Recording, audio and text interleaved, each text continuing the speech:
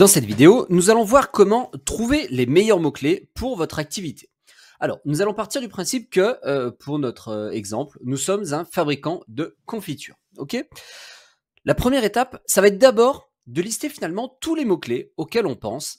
Et ça, on se base uniquement finalement sur notre connaissance du marché, notre connaissance des produits, etc. Donc là, typiquement, on pourrait lister fabricant confiture, on pourrait fabriquer producteur de confiture, confiture plus le fruit, etc. Bref, la première chose que vous devez faire avant d'utiliser le moindre outil SEO, c'est d'abord votre cerveau. Ok. La deuxième chose, ça va être de demander finalement à vos clients comment ils l'appellent. Comment ils appellent vos produits ou vos services. Typiquement, si vous demandez à une personne qui ne connaît pas beaucoup le web comment il appellerait la personne qui va pouvoir l'aider à être plus visible sur le web, il va peut-être parler de consultant en référencement naturel ou consultant Google ou des choses comme ça. À l'inverse, si vous demandez à quelqu'un qui connaît déjà un petit peu ce sujet, il vous dira probablement qu'il va chercher un consultant SEO ou une agence SEO. Donc, la deuxième étape, c'est de bien sûr demander à vos clients quels mots-clés, eux, ils taperaient ou quels mots-clés ils ont pu taper finalement pour vous trouver ou pour trouver d'autres concurrents. La troisième étape, ça va être maintenant justement de regarder les concurrents. Qu'est-ce qu'ils font? Alors là, typiquement, on va ouvrir le site d'un potentiel concurrent, du coup, qui serait les confituriers du Vieux-Charrier.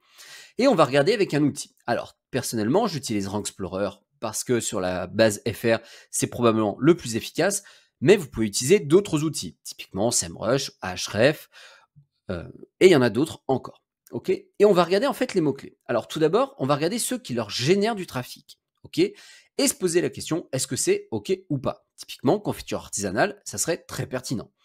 À l'inverse, oignon confit, à moins qu'on propose des oignons confits, sinon ça a peu de sens si on est un fabricant, on va dire, traditionnel de confiture.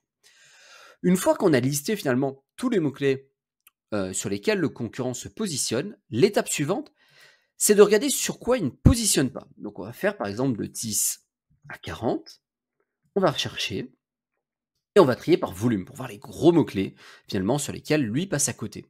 Et voilà, typiquement confiture abricot, on l'aurait probablement trouvé naturellement si on propose de l'abricot. Néanmoins, c'est toujours intéressant en fait de regarder ce qui peut leur générer du trafic et sur lesquels eux ne se positionnent pas parce qu'ils ont peut-être mal fait leur SEO ou peut-être que voilà, leur site peut être optimisé d'un point de vue SEO. Ensuite, une fois qu'on a listé tous ces mots-clés, il va falloir en fait réfléchir à l'intention de recherche. Typiquement, si sur Google, on tape confiture abricot et qu'on regarde, est-ce que c'est un mot-clé intéressant ou pas? On voit du shopping, ok, ça pourrait sembler intéressant a priori. Néanmoins, si on creuse un petit peu plus, on voit qu'il y a beaucoup de recettes. Donc typiquement, si on choisit de se positionner sur ce mot-clé-là, il faudra plutôt, probablement, opter pour une partie recette sur notre site internet. Est-ce que c'est intéressant? Ça peut l'être, mais ça sera sans doute moins que des mots-clés comme on avait pu trouver fabricant confiture, qui eux, on le voit, sont beaucoup plus axés vente et donc qui auront un taux de conversion bien supérieur.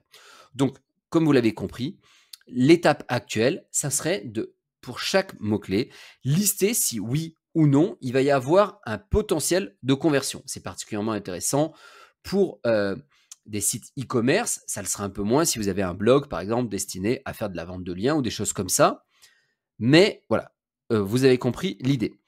Et en dernier lieu, ça va être de voir si c'est difficile ou pas de se positionner sur ce mot-clé.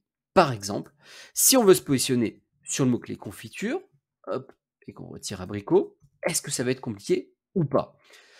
Un très bon élément qui permet de savoir ça, c'est la balise InTitle.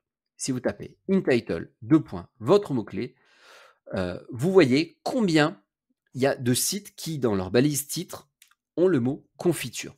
En voyant qu'il y a 622 000 résultats, on voit d'emblée que ça va être plutôt compliqué. Donc, à moins que votre site ait une certaine autorité, probablement qu'il ne sera pas très pertinent de vouloir, à court terme au moins, voire à moyen terme, vous attaquer à la requête confiture. Par contre, si vous cherchez confiture artisanale, hop, et sans la faute de frappe, ça va être encore mieux. On peut voir déjà que c'est déjà beaucoup plus intéressant. Et si on va encore plus loin, confiture artisanale d'abricot, on voit que plus on arrive à avoir des résultats de longue traîne, donc des résultats, des recherches très précises, plus ça va être intéressant. Par exemple, si on continue encore un peu plus, confiture artisanale abricot bio, là on voit qu'il y a finalement peu de concurrents. Donc si vous êtes un petit site qui vient de se lancer, bah, peut-être qu'il serait intéressant de plutôt cibler d'abord des mots-clés du type confiture artisanale abricot bio, plutôt que des mots-clés trop généralistes où il y a beaucoup de concurrence.